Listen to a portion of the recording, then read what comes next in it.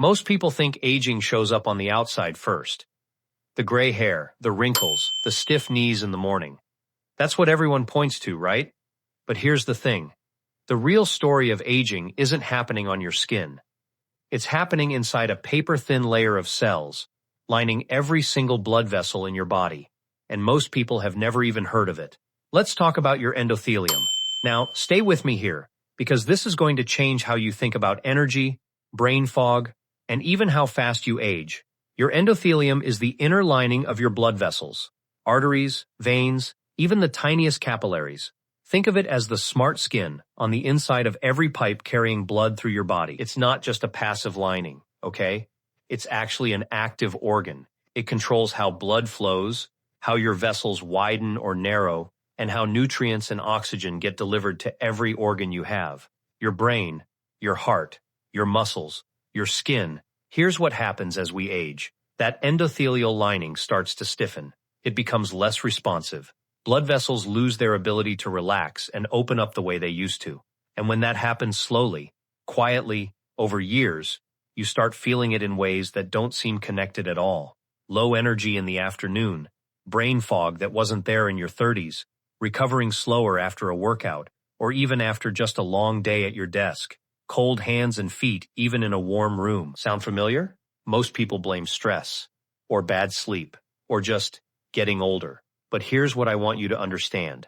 A huge piece of this comes down to your blood vessels quietly losing function. Not overnight, little by little, year after year. Okay, but here's the good news. This is one of the most reversible systems in the entire human body. I mean that.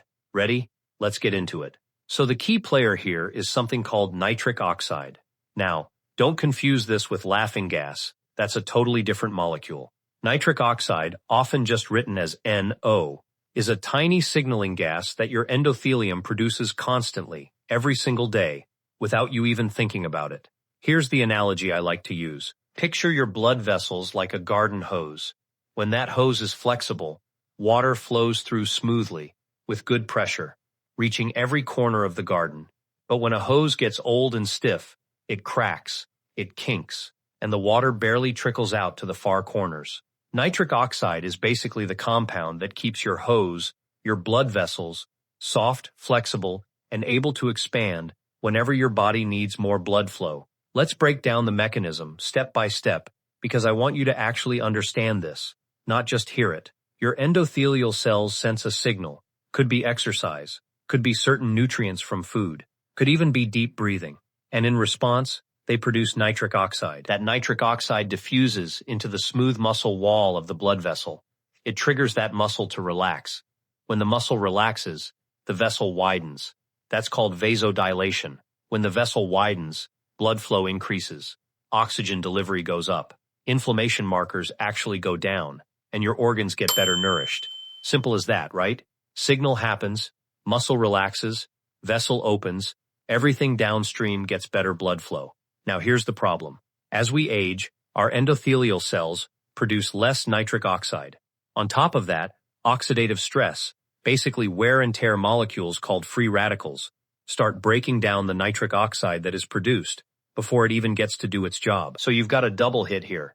Less production and faster breakdown.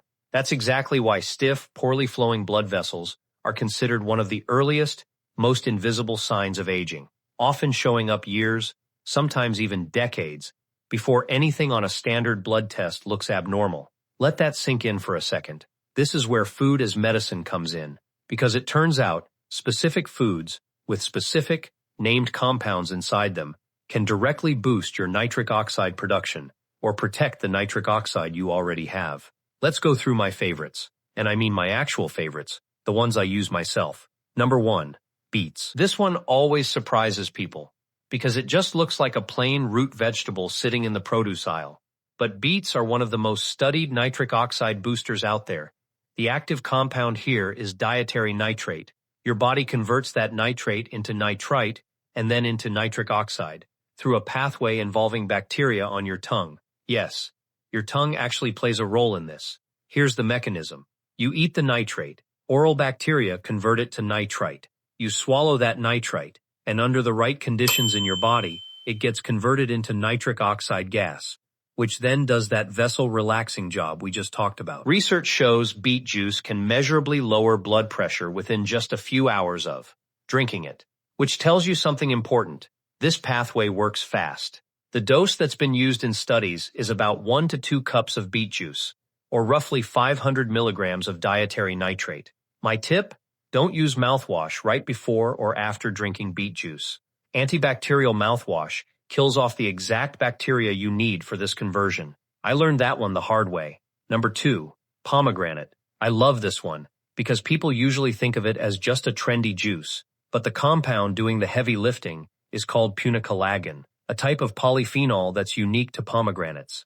Here's what it does. Punicalagin acts as a powerful antioxidant that specifically protects nitric oxide from being broken down by those free radicals I mentioned earlier. So instead of directly making more nitric oxide, it's protecting the nitric oxide you already have, like adding a seal on that garden hose so it doesn't crack in the sun. Studies have shown that regular pomegranate juice intake is associated with improved blood flow and even a reduction in arterial stiffness over time.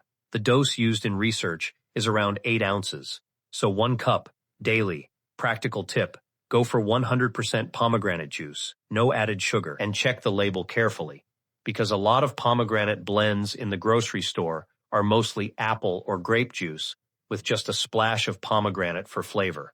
Number 3, walnuts. This one's a personal favorite of mine because it's so easy to just toss into your day. No prep, no juicing, nothing.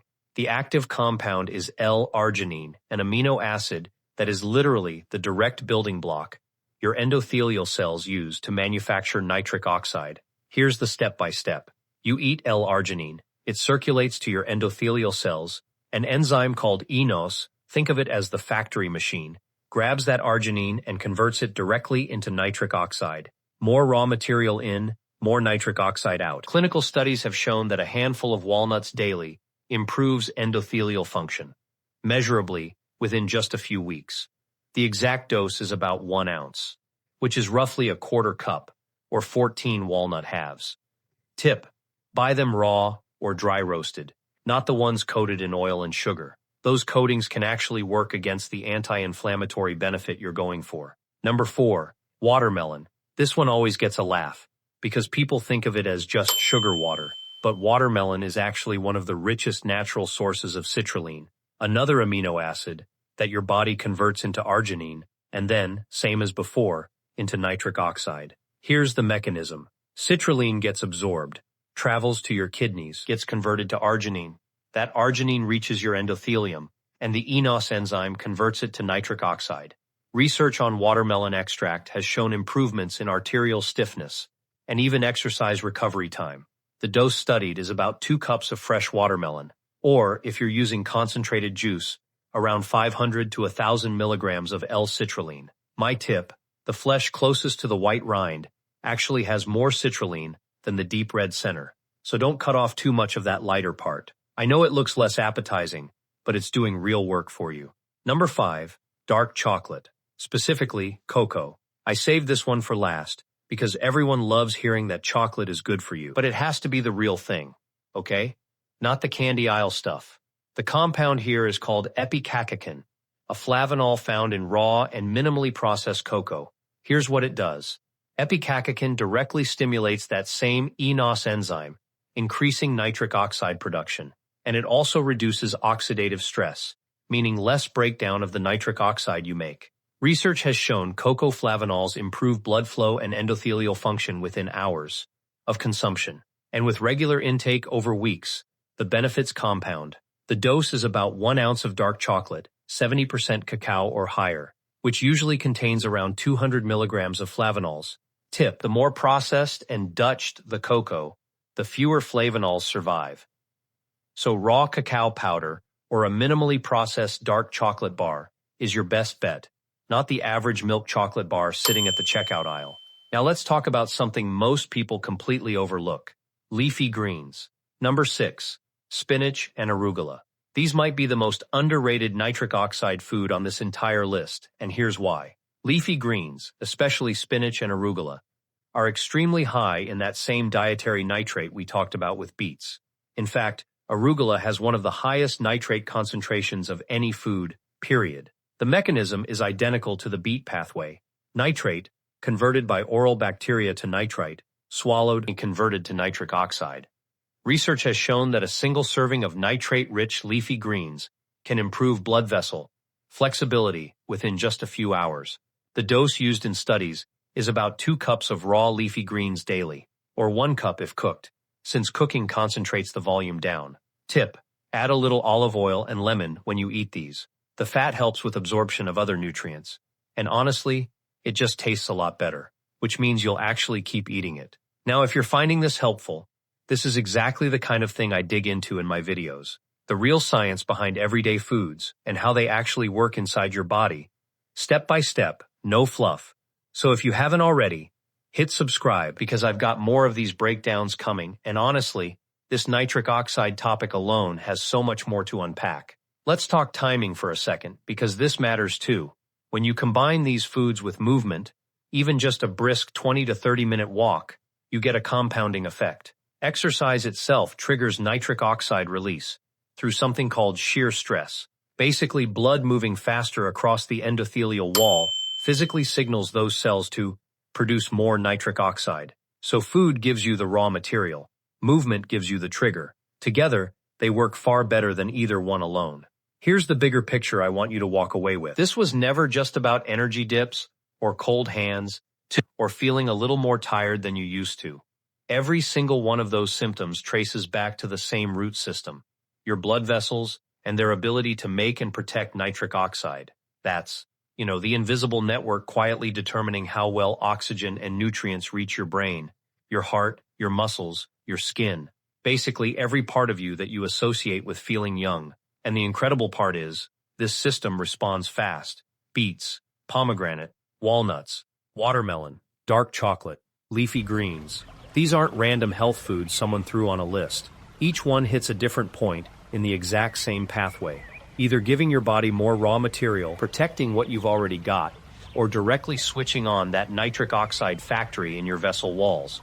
So the next time you feel that afternoon crash, or that brain fog rolling in around 3 o'clock, don't just think, I need more sleep, or I'm just getting older. Think about your endothelium. Think about that garden hose, and ask yourself, am I actually feeding this system what it needs? If you want to go even deeper, my next video breaks down the exact exercise protocols that boost nitric oxide even further, because food is only half of this equation. The way you move your body matters just as much. Make sure you're subscribed so you don't miss it. I'll see you in the next one.